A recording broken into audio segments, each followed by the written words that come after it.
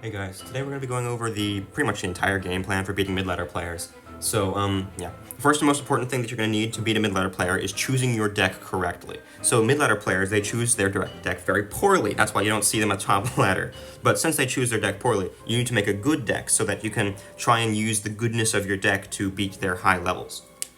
Probably the most important part of choosing your deck right is the rarity spread. So the most important part for you is going to be maxing out your deck as fast as possible, right? Because since the mid-ladder deck is trash, all you need is max levels, and then you'll just be able to beat it just fine.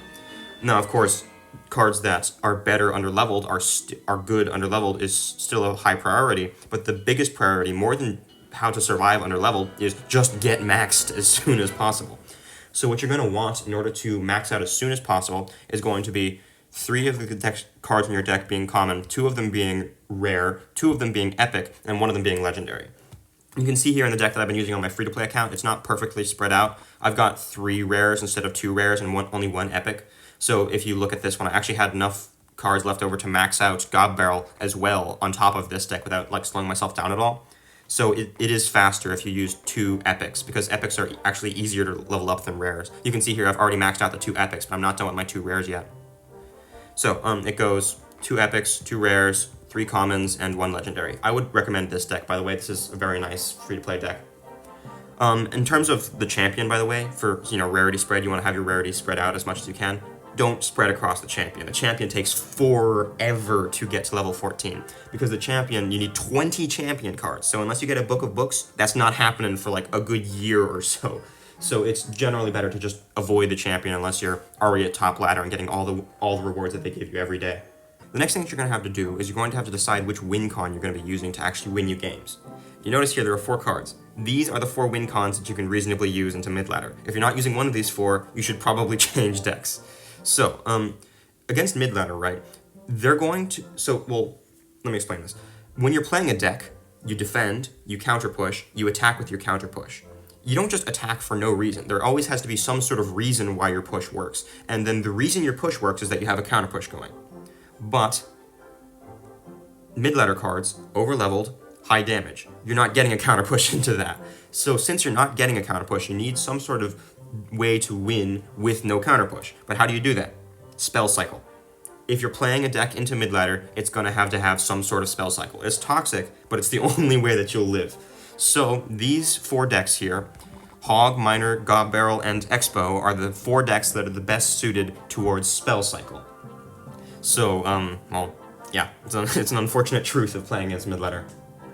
Another thing about these is that since you're in mid-ladder, right, you're going to be facing some wild decks. People are going to be playing quadruple Hog counter, or just 8 tanks in their deck with nothing else. So when you're facing the quadruple with counter with Hog, you're not going to have a good time trying to get your Hog on tower. So you really need really need that spell to just toss spells at the tower and defend with. Same goes for Expo. If they have 2 big tanks in your deck, you're not getting an Expo through. It's just not possible. Miner, Miner is always spell cycle, and it doesn't really have any direct counters, so that's kind of just how Miner works. And then Gob Barrel, I'm sure anybody who's played Log Bait has experienced this. You're going to be facing triple small spell some games, and it's just going to be miserable, so you pretty much just have to go for the rocket cycle at that point. But one interesting thing about this is that how you choose which win con you're going for, right? Because each of these actually spell cycles more or less depending on which one you're using. So in approximate order of spell cyclage, it goes like this, where Logbait is the least likely to spell cycle, Hog is the next least likely, Expo is second most likely, and Miner has only spell cycle. So the reason why this is because I think I just explained this a second ago, but every deck has a circumstance where they spell cycle. Gob Barrel, you can still beat triple small spell if you're insane at video games, but most people aren't insane at video games, and you're probably going to have to rocket cycle if you face between 2 and 3 small spells. Hog Rider, you're going to have to rocket cycle if you're facing 3 or 4 Hog counters. Though you can still break through 3 or 4 Hog counters, you're generally going to be spell cycling into those. Expo, there is no if and or but. You're just going to be spell cycling into double tank. If they let your Evo Archers get a bajillion elixir of value, then you can think about it, but usually you just play the Expo on defense. And then Miner, of course, there is no way to play Miner other than just get spell chip. So between these 4, the less you like spell cycle, play closer to the left side, and the more you're okay with spell cycle, play closer to the right side. ironically, the more spell cycle you have in your deck, the generally better it is against midladder. Logbait is great at not spell cycling, but it doesn't do so well into splash, and you notice there's a lot of splash in midladder.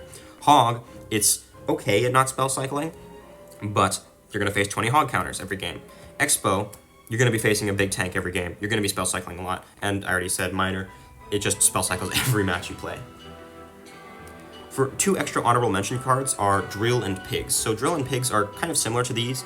Pigs is like Hog but different, and Drill is like God Barrel but different, or Minor but different. So Drill is actually almost an ideal anti-midladder card because it goes straight to the tower, so it's good with control, it works with spell cycle very well, and it's extremely easy to make mistakes into Drill. However, for some reason, every single card that midladder players like to play just hard counters Drill. Like Mega Knight, terrible for a Drill player to face. Ghost, terrible. Wizard, terrible. Witch, terrible. Dark Prince, terrible. There's just so many counters that are extremely difficult for Drill to break through, and they're like in every midladder deck. So generally, you just don't want to play Drill unless you're willing to go the minor route and just spell cycle every single game you play. And then Pigs. Pigs are actually better than you might think. Even though you're going to be facing Mega Knight like every other game, you can split Pigs, and you have 2.5 elixir of Pigs in each lane. Spending 7 for 2.5 is not a good trade. So if you split Pigs, it's not bad at all.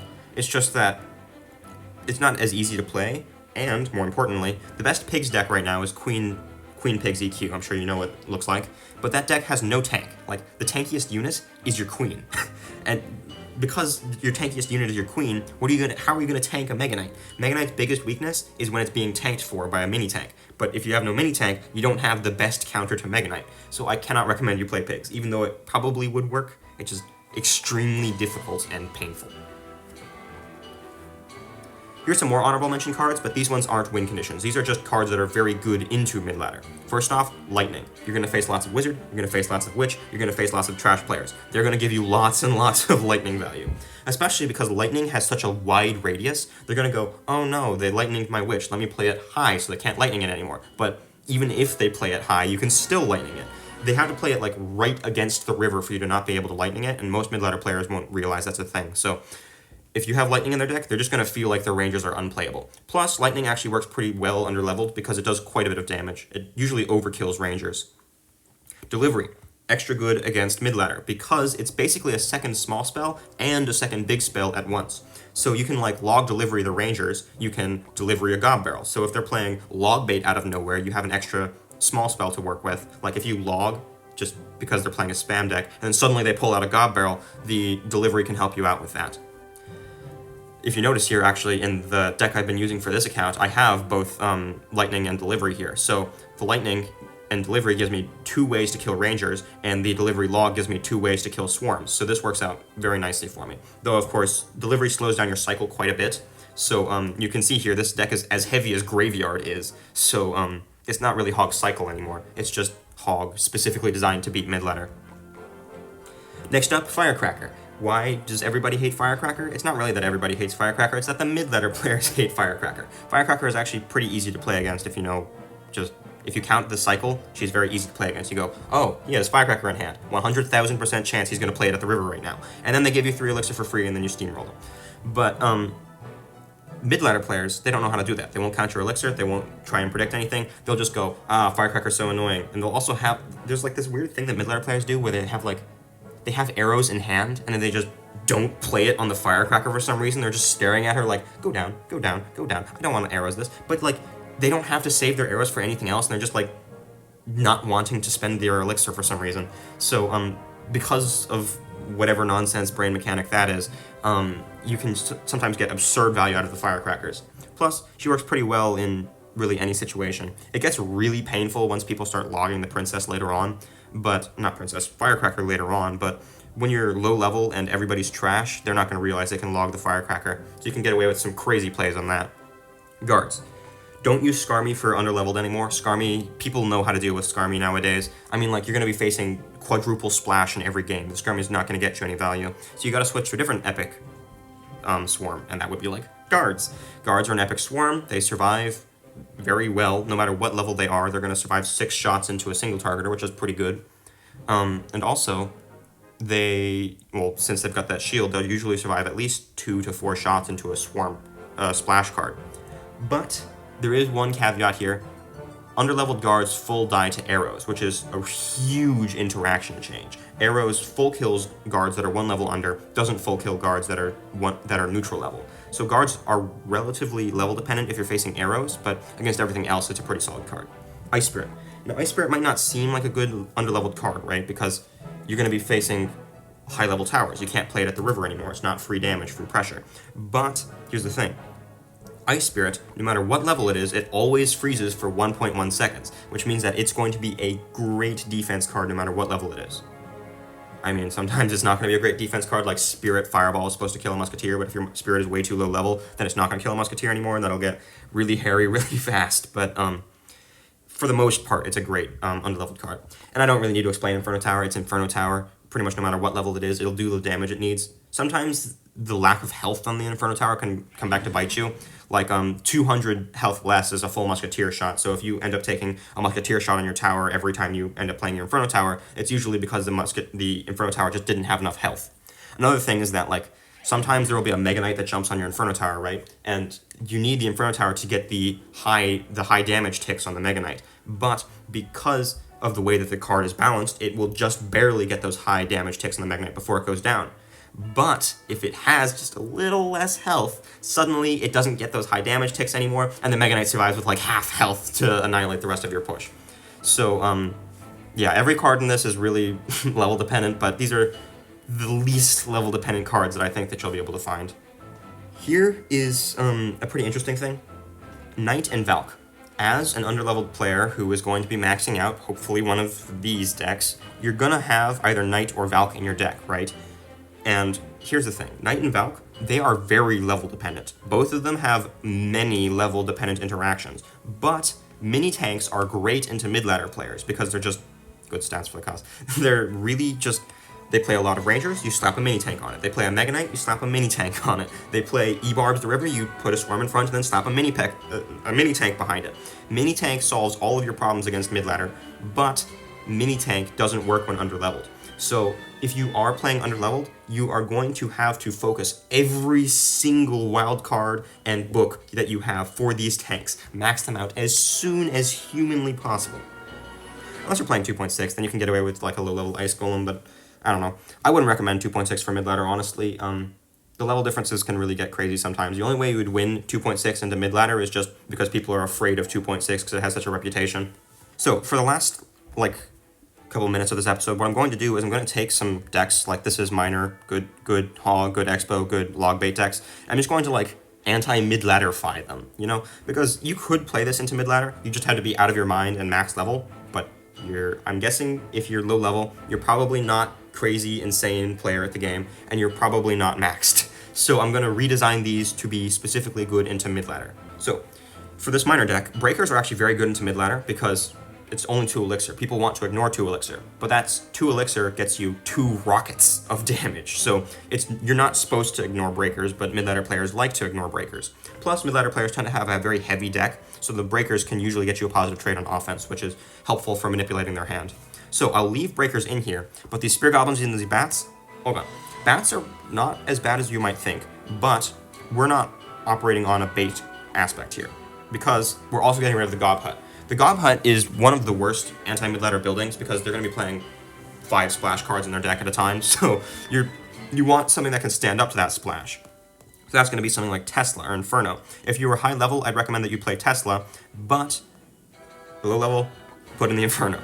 Next up, we're going to want a Ranger in our deck to cover for the lack of DPS from the Bats and the Spear Gobs, and what's the best Ranger into mid-ladder? That would be Firecracker. So now we can look at this and we can go, what are we missing? We're missing a Ground Swarm, and we've got, what's our rarity spread right now? We've got our 2 epics, we've got 1 rare, 2 legendaries is not the greatest, but probably the best way to balance this out would be adding in 1 extra rare, I think. So what I'll do right now is I'll look for a rare card that can balance this out, because we're looking for a rare Swarm. That's odd. This is the first time I've ever used sort by rarity legitimately. I always use sort by elixir because that's just how I remember it, but I guess I'll use this for now. So the best rare Swarm, actually, is Tombstone. And Tombstone is not a swarm that you want to be using because we can't really go double swarm here. So what I think would make the most sense would be to swap the Knight for Valk and then use a common swarm. So by swapping in Knight for Valk, then you get the, then you still have a rare, you have a tank and it's rare.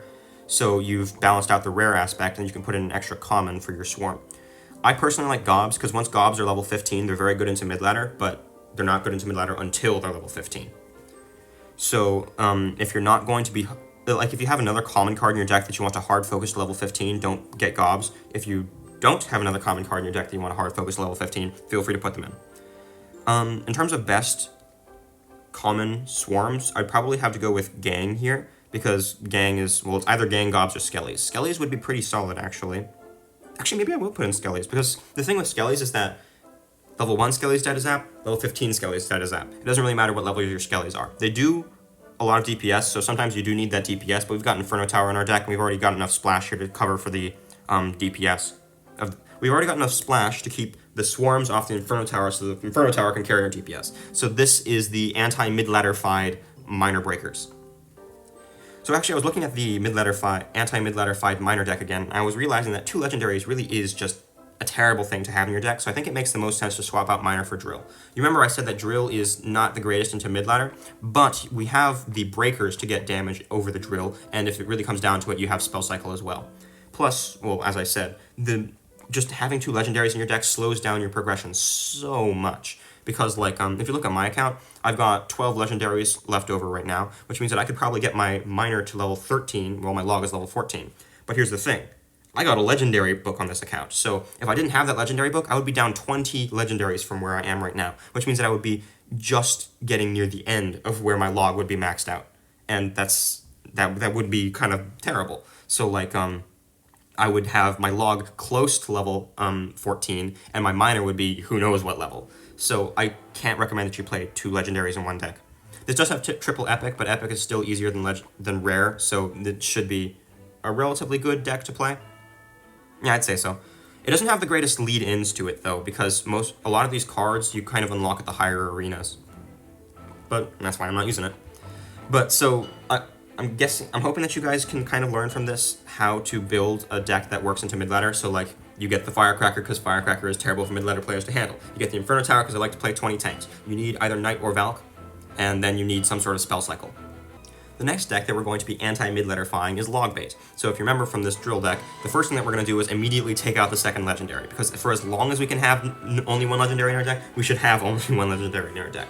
I'm swapping it out for Firecracker. It doesn't play the same. Princess is much better than Firecracker in terms of synergy, because you can protect the Princess very well. Princess is actually pretty solid into mid-ladder if you decide to play her, but once again, 2 legendaries, bad, so we're swapping out for Firecracker. Plus, Firecracker you can protect pretty well.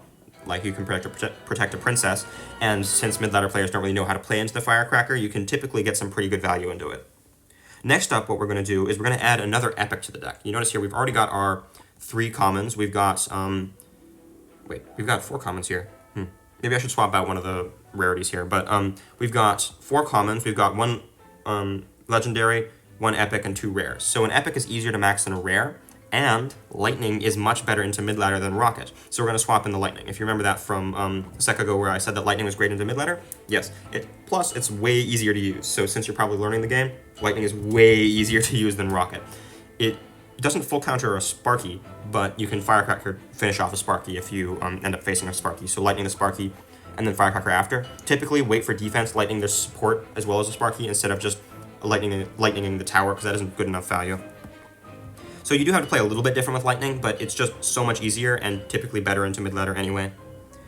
And then for the last thing here, I'm probably going to swap in Valk over Knight, because that will finish off the rarity spread. So now we've got 2 epics, 1 legendary, 2 rares, and 3 commons. I think this is actually the exact same. Yeah, I just built the same deck again. But this deck is perfectly rarity spread, and it's got a lot of anti-mid-ladder here. You could play Skellies over Gang if you wanted. I'm personally not a fan of Skellies over Gang in Logbait, because then this is just Logbait's cycle, and you rely solely on your cycle to get around their spells. But if they have like 3 to 4 spells, you're not out-cycling them. So usually I try to play Gang, so you can get those positive trades, and then you can get their spells out of hand with... You can use the Gang to get a spell out of hand instead of just trying to use the Skellies to get around their spell. It's better to get a spell out of hand directly instead of trying to outcycle it.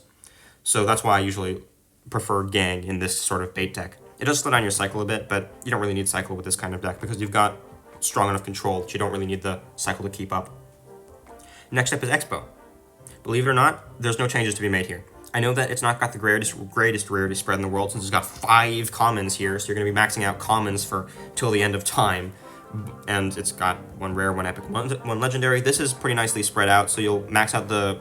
You probably finish maxing rares first, epics first, rares second, legendary third, and then you'll probably finish these commons way later. Reason I say that this doesn't need any changes is because Evo Archers are coming out for free right now, and Evo Archers are Evo Archers, which are monstrously broken. So, yeah, I can't recommend that you play anything other than that. Though, if you are watching this episode later and you've missed the Evo Archers, pity, you should probably swap these 2 out. So first of all, Firecracker. I know that I literally just said that Evo Archers are great, but, well, Firecracker better. If you don't have Evo Archers and just regular Archers, Archers are terrible into mid-ladder because they've got Splash, they've got arrows, the Archer's getting you no value, so you need something that can really mess them up. Valk, once again, you notice that I like to put Valk over Knight in most of these decks here. It's just because a lot of the common cards that you're going to want are going to be not your tank. So if you have your common tank as well, it'll slow down your maxing out quite a bit. So that's why I have Valk maxed over Knight in this account. Knight is a better card, by the way. It's just that Valk usually makes your deck easier to max out. So we've got our 3 commons, we've got our 2 rares, we've got 1 epic and 1 legendary. So this last card here should probably be an epic, hopefully, but if it can't be an epic, then it'll be a rare. So I'll look for a last card here. By the way, we're looking for a second building. I'm thinking of Inferno Tower right now, but are there any epic buildings? I think that the only epic building there is Drill, which is, I mean, you could play NATO, but Expo no Tesla doesn't really work all that well. So I guess we'll be playing Inferno Tower in this deck. And here it is. Expo, you can see that I pretty much use the same exact formula of cards in almost every deck. We've got the Firecracker Valk, Firecracker Valk Inferno, Firecracker Valk Inferno, Firecracker Valk Inferno. Just everywhere I can put it in, I usually try to, because the Firecracker, it cannot be understated how much it messes with people's heads playing against Firecracker. Valk, she's a tank. You can use Valk or Knight. Knight is better. Valk is easier to max. I go with the Valk because max is just so important. Inferno Tower is Inferno Tower. Don't need to explain that one. So, in terms of 2.6, you could just run with this deck, but it's not got the greatest rarity spread because it's got a bunch of rare cards, and rares are actually harder to max out than epics, so you'd be much better off having an epic in your deck. So actually what I would recommend here is swapping out the Fireball for Lightning. It is kind of an odd play here, swapping Lightning for Fireball, but Hog Lightning is very good, and it works pretty solidly into overleveled people because, like, people aren't... Well, like, if you just think about the buildings, right? You've got Cannon, Tesla, Tombstone, Gob Hut, Inferno Tower. None of those are really good into Lightning because the Cannon gets one-tapped by the Lightning. The Tesla almost gets one-tapped by Lightning, does get tapped by Lightning Log. Inferno Tower is 5 whole elixirs, so the fact you can get that off the board with just a Lightning is great value for you. Tombstone gets one-tapped by the Lightning, so pretty much no matter what building they're playing, Lightning is going to be good value for you. And if they're playing a bajillion Hog counters that aren't a building, then you just sit back and Lightning Cycle. And also, another thing, Lightning Cycle is better than Fireball Cycle because it does more damage. So this deck works out quite nicely, though I would still recommend that you try and swap out one of these cards here for an epic. If I had to guess, it'd probably be the Ranger, so I'll quickly look at that. Oh wait, actually you could probably reasonably play Dark Prince over Ice Golem, that would be a neat deck. So in terms of epic tanks here, we've got Giant Skelly could work very well.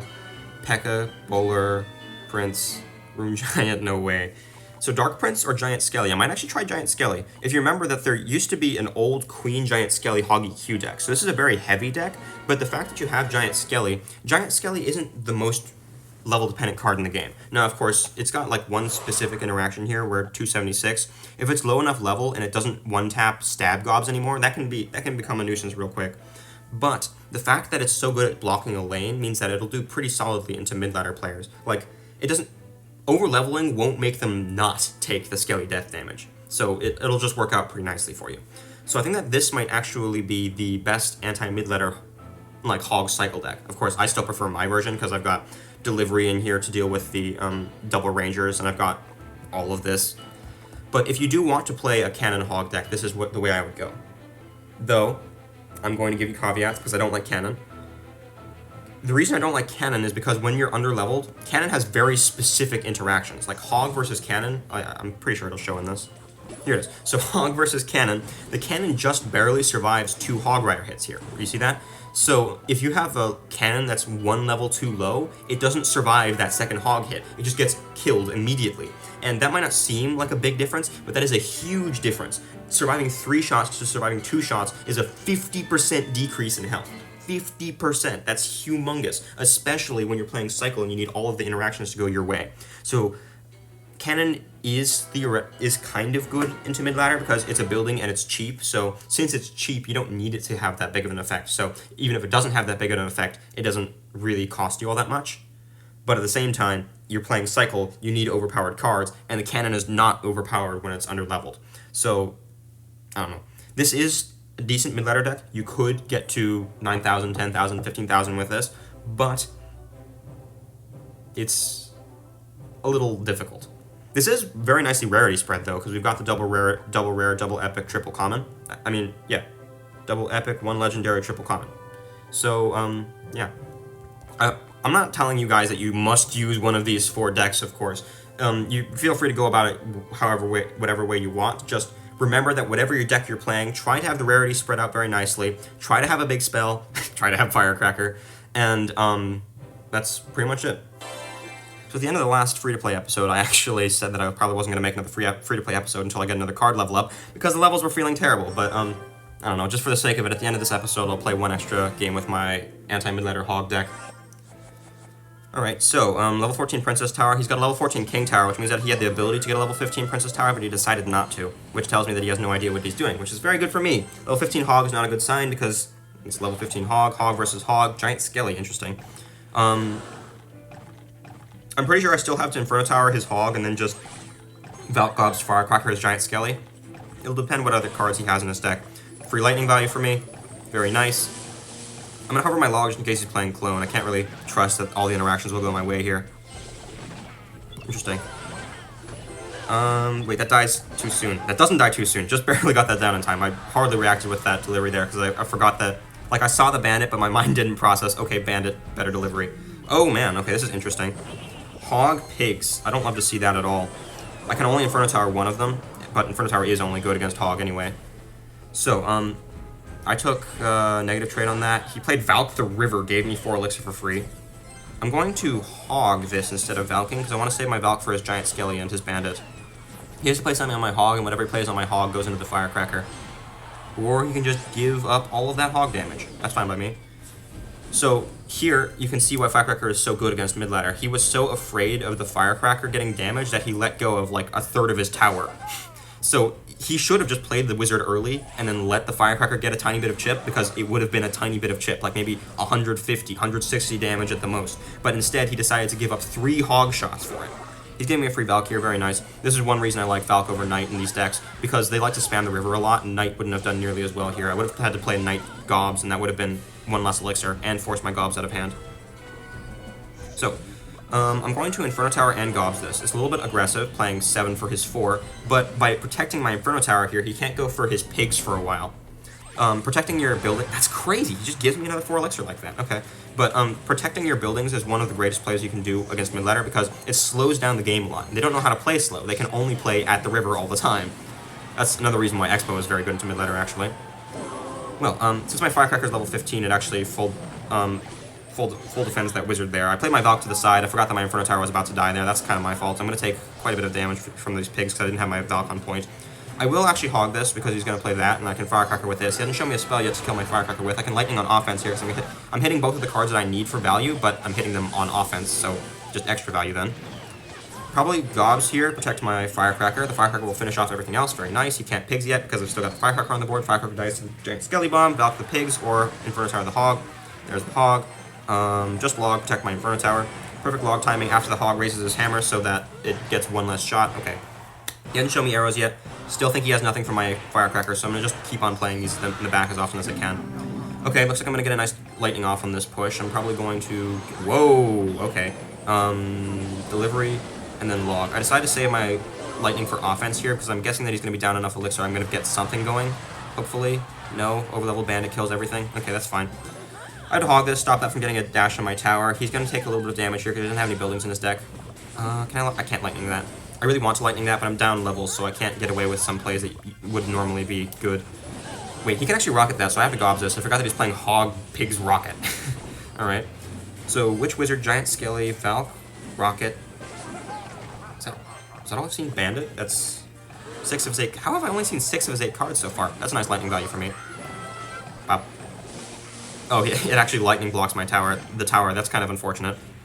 Alright, it was an extra 3 elixir though, so I'll definitely take it there, because that lightning killed a lot of elixir of stuff. I'm going to wait and then Valk log after, because that Valk log will kill the wizard. Very nice. That's the kind of interactions that you can only pull off with Valk instead of Knight. Yes, I do like Valk a lot more than Knight. I know this is a crazy play to play a Firecracker into a giant Skelly Bomb, but I want this chip, because I want the game to end now. Very nice.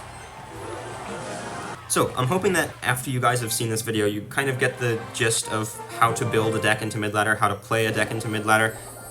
They're going to make the same bad play over and over and over again. Do not expect them to change. On offense, you should expect them to change, because they usually have like some sort of bag of tricks that they try and get the better of better players with by using surprise factor. But on defense, they're going to play the same way every time. You just lightning it every time, you firecracker it every time, Valk for the easy defenses. So, yeah, I'll see you guys next time.